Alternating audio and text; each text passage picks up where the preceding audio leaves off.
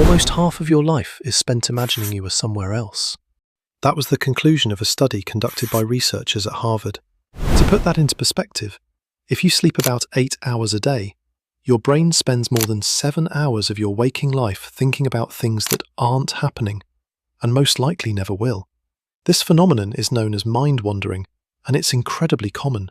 Some estimates suggest it affects at least 20 to 30% of young adults frequently, and it appears even more often in people with ADHD, autism, or other neurodivergent brains. Psychologists believe this happens because the brain is trying to cope with dissatisfaction in certain parts of life, unfinished goals, unresolved situations, or sometimes simply boredom. When that happens, the brain quietly disconnects from the present moment and begins constructing imagined scenarios instead. In the late 1990s, psychologist Gabriela Oettingen from New York University conducted experiments examining what happens when people fantasize about their future.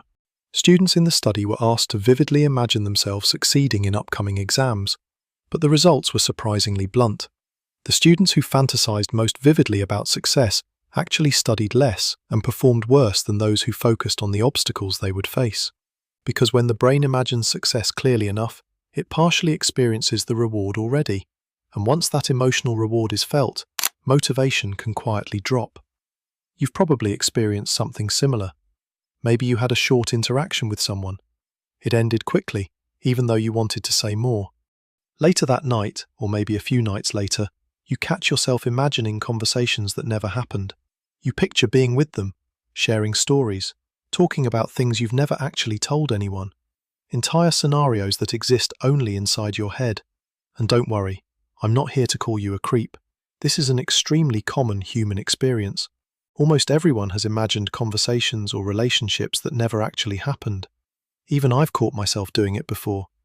But there's a hidden danger in this habit. Because when you daydream, the reason time seems to disappear is that your brain begins reacting as if the experience were real. Dopamine, the neurotransmitter associated with reward and satisfaction, begins to release at steady levels. Not as strongly as real experiences, but enough to feel something, enough to make the fantasy satisfying. And the Harvard study found something troubling about this.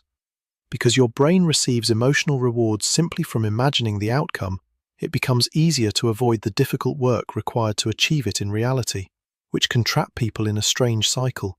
Dissatisfaction, planning, daydreaming, losing motivation, getting nothing done, feeling even worse, and repeating the process, over and over again.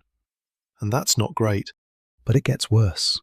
Other studies have also found that people whose minds wander frequently tend to report higher levels of anxiety, depression, boredom, and overall life dissatisfaction. In other words, the more time your mind spends escaping reality, the less satisfied you tend to feel with the life you're actually living. And there's another layer to this.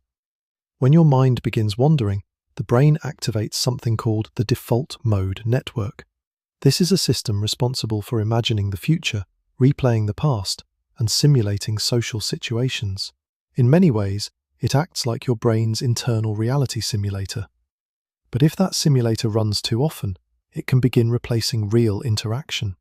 And modern technology can make that even stronger. Apps like Character AI, where people interact with AI personalities, can amplify the experience. Because now the fantasy world responds back to you, which makes the simulation feel even more convincing. In extreme cases, this becomes what psychologists call maladaptive daydreaming.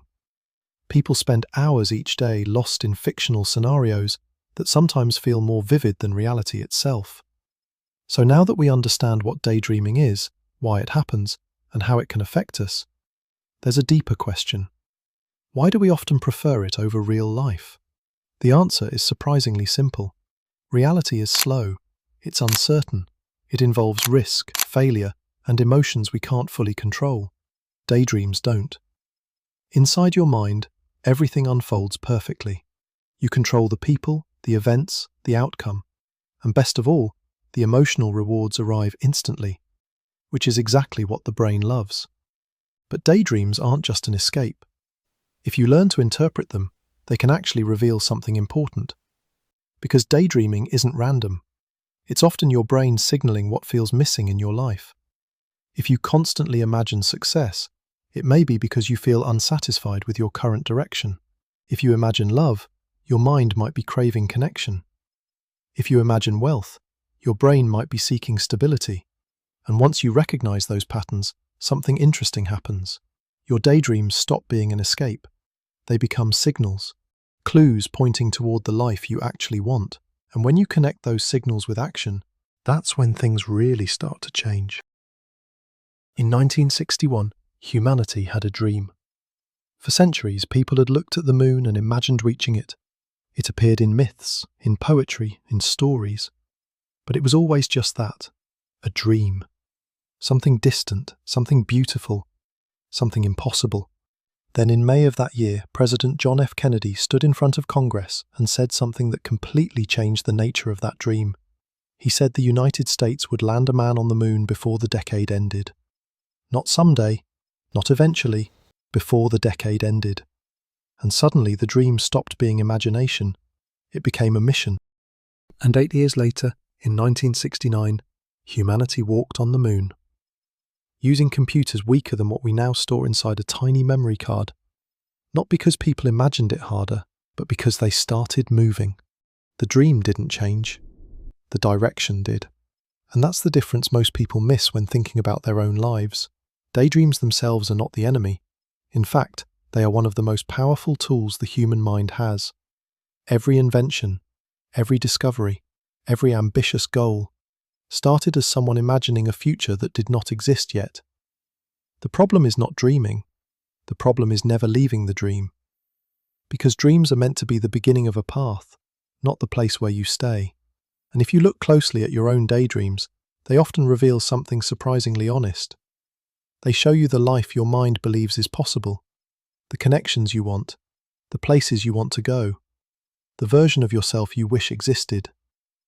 And when those images appear in your mind again and again, they're not always distractions. Sometimes they're signals, clues pointing toward what matters to you.